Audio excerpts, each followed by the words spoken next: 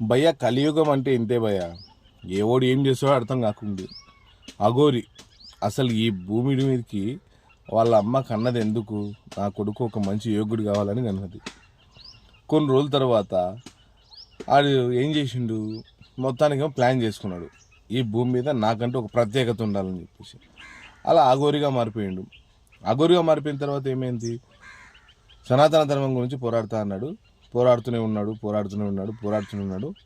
చాలా వరకు డిపార్ట్మెంట్ పరువు తీసిండు, రోడ్డు మీద జనాలకు ఇబ్బంది పెట్టిండు.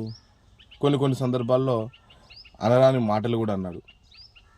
అంతవరకు అయితే బాగుంది.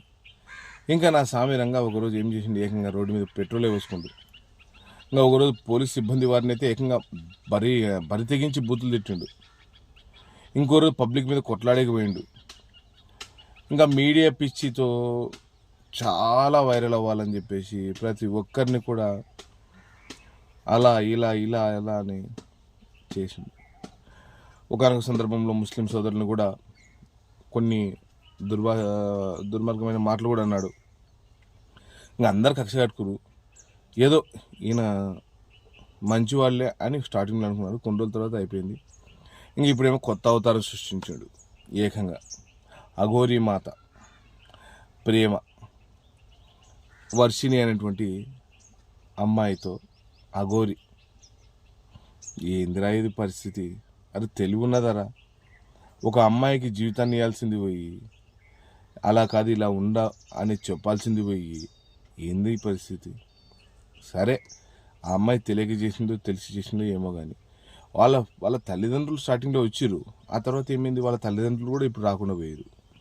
అంటే వీడు ఏం చేసిండు ఇంటికి పోయి, లేకపోతే ఇక్కడికి వచ్చిన తర్వాత ఏం చేసిండు. ఆ అమ్మాయిని మళ్ళీ మహారాష్ట్ర అక్కడ సైడ్ పట్టుకుంటూ గుజరాత్ సైడ్ ఎక్కడో ఇంటికి వెళ్ళిపోయింది. మీడియాకి మొత్తం వీడియోలు ఇచ్చింది. ఆ తేలికతం దుకాణం బంద్. వాళ్ళ ఫ్యామిలీ అటు పోయింది, ఈ పిల్లని ఇటు వచ్చేసింది, ఈయన దగ్గర ఉన్నది. ఏడ వంటావు, ఏడ తింటావు? అఘోరి అంటేనే వాళ్ళు ఏడ ఉంటారో తెలియదు, ఏడ తింటారో తెలియదు, ఏడ తిరుగుతారో తెలియదు. మరి నువ్వు ఏడుంటావు బిడ్డ?